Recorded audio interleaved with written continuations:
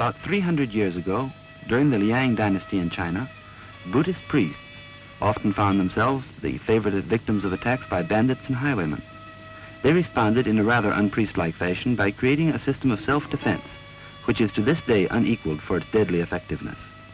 Thus was born the vigorous art of karate, a form of self-defense in which no weapons of any sort are used. In fact, in Japanese, karate means empty-handed. Through practice and training, however, the hands become weapons in themselves, and such effective ones that no form of offensive attack can overpower them. The art of karate, as we know it now, was developed by the natives of Okinawa. Little or nothing is known of its history and development there, and it remained a mysterious art, more talked about than practiced in other parts of Asia, until 1922, when the Japanese Ministry of Education invited Gichin Funakoshi, an outstanding exponent of karate, to give an exhibition in Japan. The Japanese soon showed a keen interest in the development of this unusual art, and during the years this interest grew even stronger.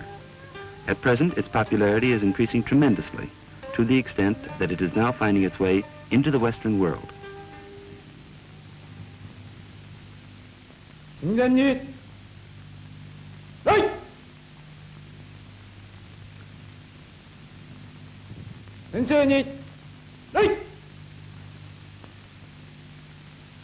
Karate uses every striking surface of the body, both for defense and for attack.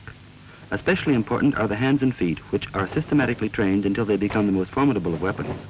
Since karate is essentially a defensive art, they become defensive weapons, to be used when attacked, in which case they are also used for counterattack.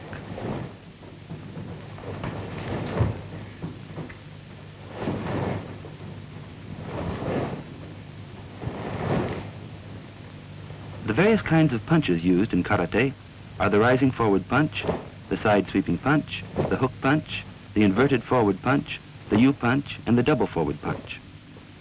The basic movement is the ordinary forward punch. Unlike the boxing punch, however, in karate, the body does not follow through the movement. Rather, the entire body, with emphasis on the hips, is stiffened at the moment of impact, then instantly relaxed so that balance is never lost.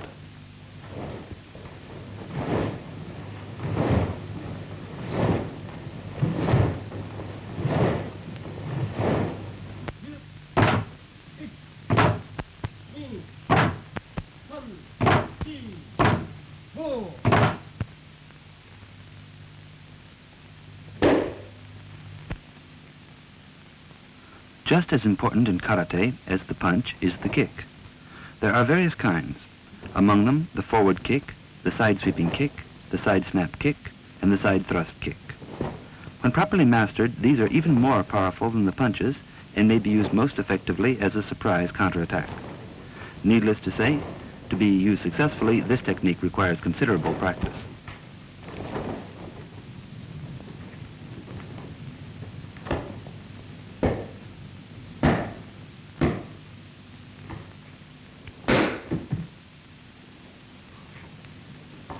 The basic principle of karate is that a strong defense is the best possible offense. In deflecting an assault, the block is executed in such a way that the most effective counterattack may be instantly used. Thus, in karate, the defender, paradoxically, is almost always assured of victory over the attacker. If the block is forcible enough, however, there is often no need for any further counterattack. In other cases, the opponent's attack is both anticipated and prevented by a suitable counterattack.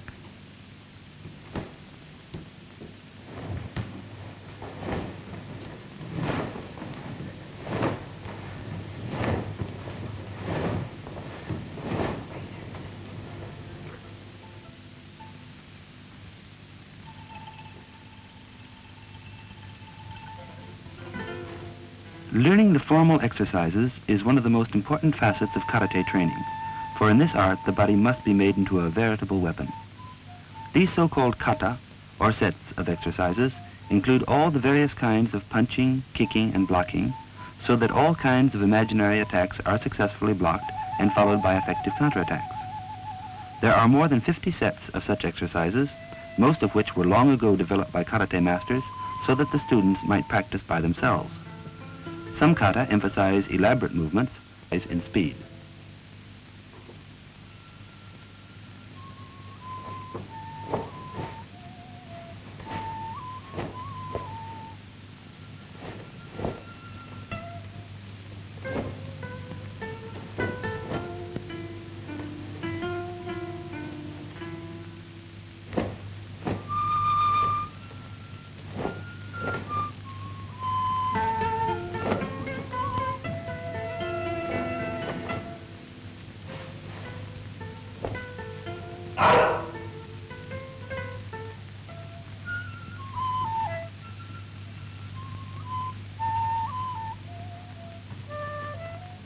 Sparring with another student comes only after one has become thoroughly familiar with the basic movements of karate. In these mock fights, the attacker is prearranged, and the defender is required to apply the block proper to the mode of attack, following with the counterattack.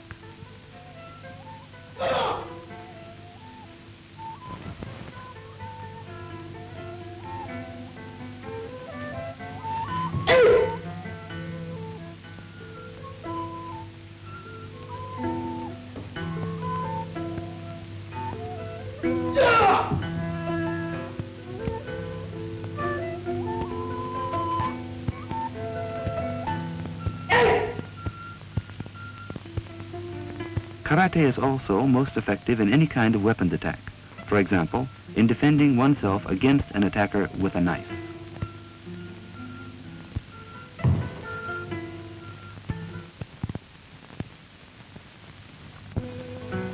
Boxing and karate share some common elements, but are actually quite different. In this earlier filmed comparison between the two, it will be noted that are most important in boxing. In karate, it is the combination of various kinds of punches and kicks, plus speed and agility, which make the karate expert by far the more formidable opponent.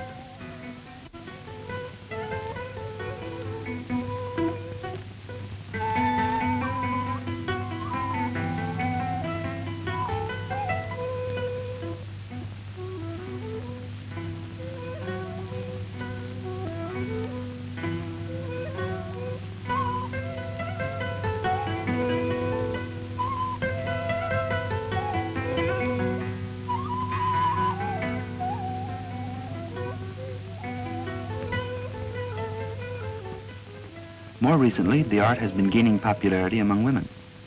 Since brute strength is not required, and since karate is more an art than a sport, one may become adept by learning its fundamentals, by constant practice in muscular control and body coordination. Thus, even the most slightly built women may learn a very sure means of self-defense.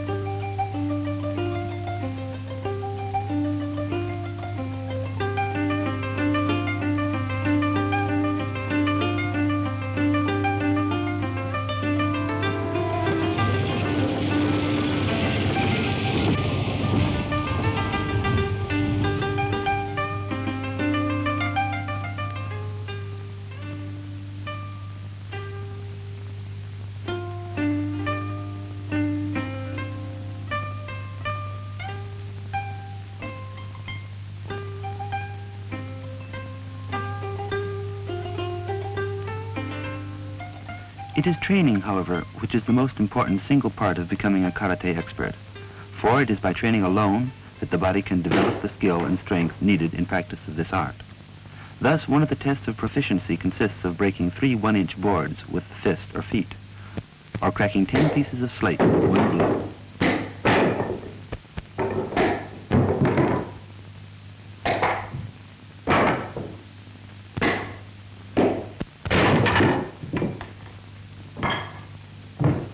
Another way of increasing one's strength is by using weights on the hands and feet, a practice aid which is now used in various kinds of bodybuilding as well.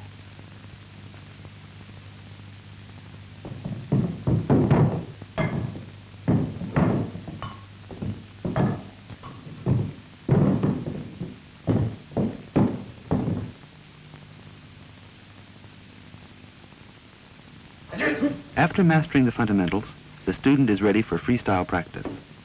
Unlike the sparring practice, here the attack is not prearranged. By this time, the karate student is able to stop his kicks and pull his punches just short of contact. This he must do in practice, or very shortly he would have no one to practice with. This freestyle practice can be quite dangerous if the contestants are careless or over-aggressive, but it does add an element of competition and gives excellent training in accuracy and confidence. As more and more people realize that karate need not be deadly, but may rather be a controlled and exercised sport, giving the students absolute body control, it is expected that these freestyle matches will transform karate into an accepted sport.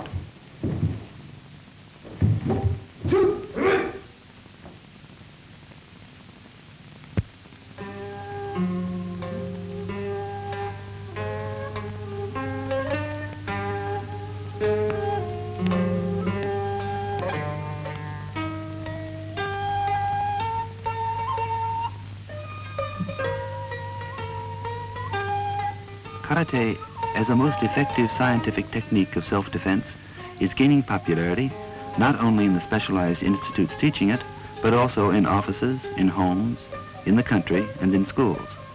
It is also becoming a part of the regular training of the American Air Police stationed in Japan. There is every prospect that karate will soon cease being a purely Japanese art and will gradually spread throughout all the countries of the world, becoming both a sport and a superb means of self-defense.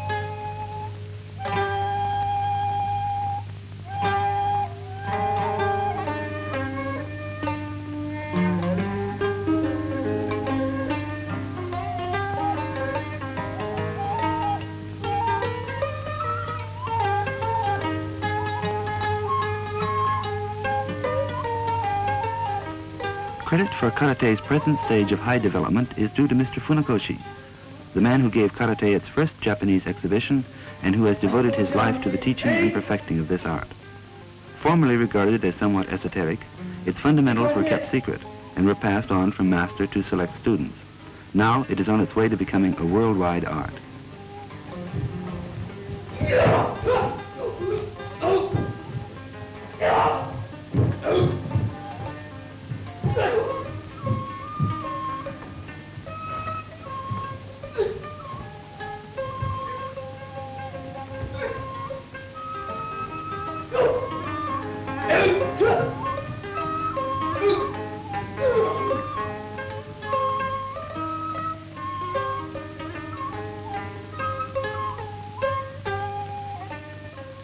In its emphasis on successful defense, karate is based on the highest principles of sportsmanship and fair play. Its practice gives excellent all-round exercise and aids in muscular development. It also teaches poise and self-confidence. Because of its deep devotion to the principles of self-defense, karate is obviously not a sport which will appeal to those who want to use it as an instrument of attack or who are merely interested in the amount of damage they may inflict through its use. Since it does not teach how to harm others, but rather how to protect oneself, it will therefore attract only those who wish to combine clean sport with a tangible accomplishment. In this way, karate is an art, one of the most austerely practiced, and it is also a sport, one of the most rewarding ever devised.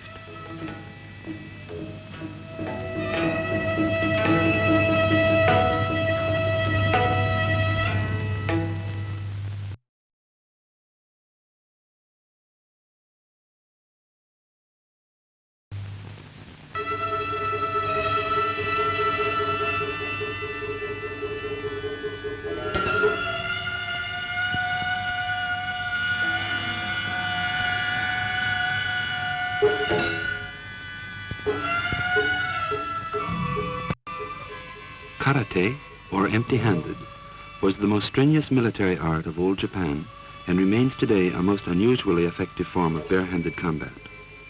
To become a karate expert requires years of rigorous training and discipline, and its practice is said to build not only a powerful and supple body, but also a strong character. The practice of karate today demands the utmost devotion to the principles of good sportsmanship and fair play. Thus, as an infallible technique of self-defense, as an excellent method of physical training, and as an exciting sport, karate has begun to gain recognition throughout the world.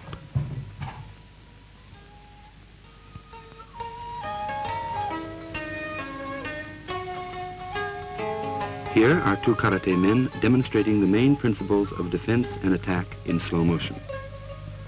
This type of practice, in which the form of attack is prearranged, is what is first taught beginners. Later, as skill is developed, freestyle sparring, in which attacks are not prearranged, may be engaged in as a sport. When this stage is reached, punches and kicks are stopped just short of contact in order to avoid seriously injuring the opponent.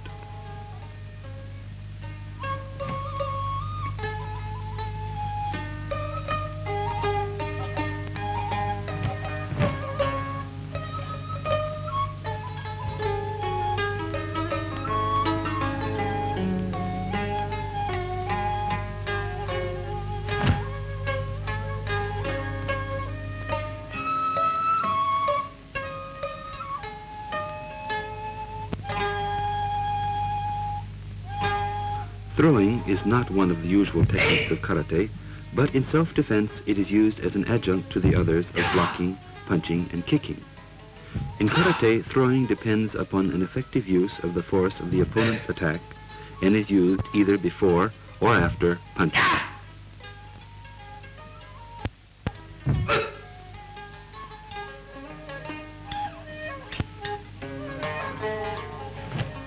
The so-called kata are sets of exercises in which the fundamental techniques of karate, such as striking, kicking, blocking, and dodging, are performed in a set routine.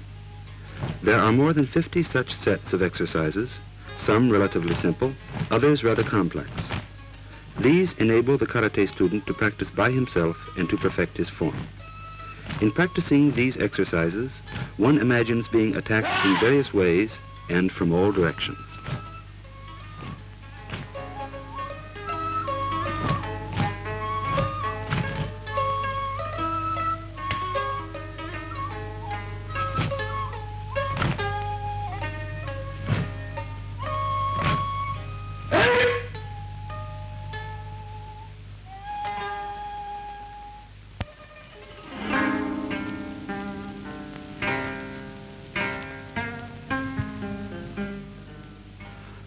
Karate's special virtue is its unique adaptability to various situations where self-defense is required. Here, it is used to block an attack aimed at one sitting on the floor in Japanese fashion. The counterattack is then successfully delivered.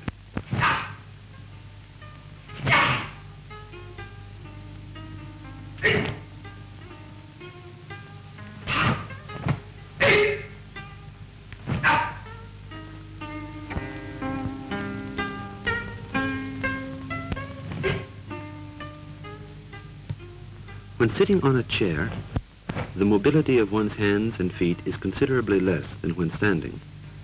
The karate expert, however, can skillfully block the enemy's attack and then deliver his own counterattack aimed at the most vulnerable points.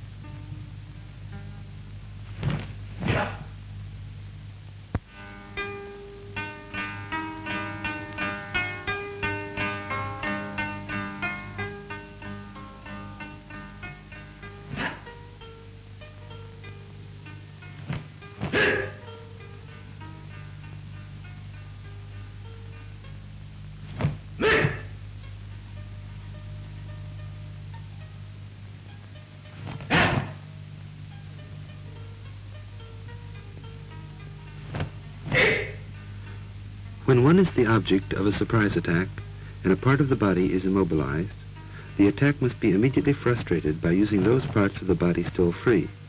Thus, if the hands are restrained, the body must be instantly maneuvered so that the feet may be brought into play.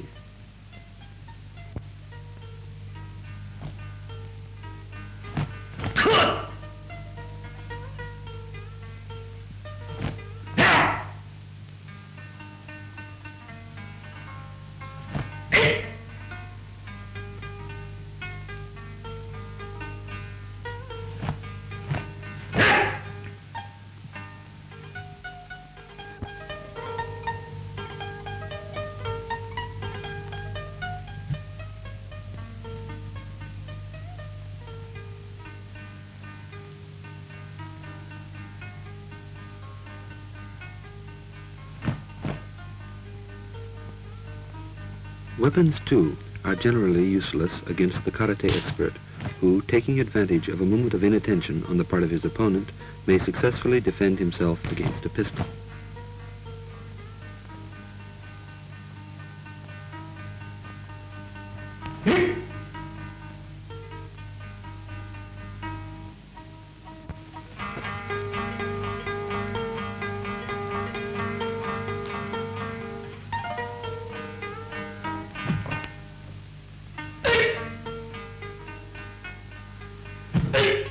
Even when the attacker uses a club, the good karate man can fully protect himself through skillful body movement, blocking, punching, and kicking.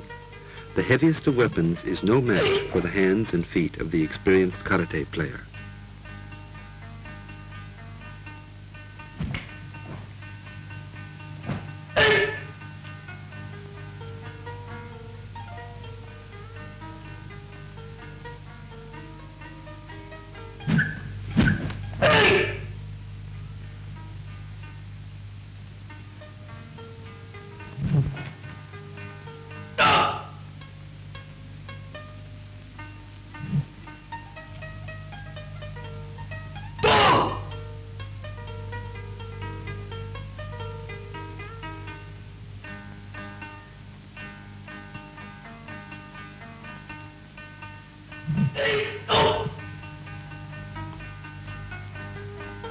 The aim of karate is not to injure others, but to defend oneself when attacked.